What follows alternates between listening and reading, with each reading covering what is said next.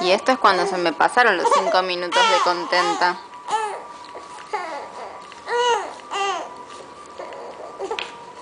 ¿Qué pasa, Vicky, amor? Me duele la panciroli.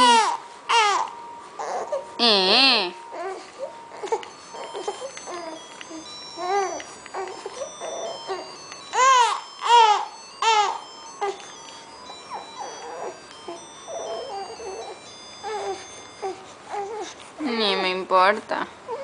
Ni me importa. Y a ver esto. Los aros me gustan.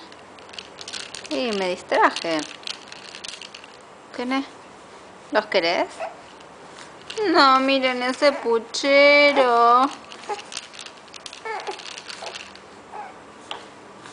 Miren ese puchero. Bueno, vamos a levantarte. Chau a todos.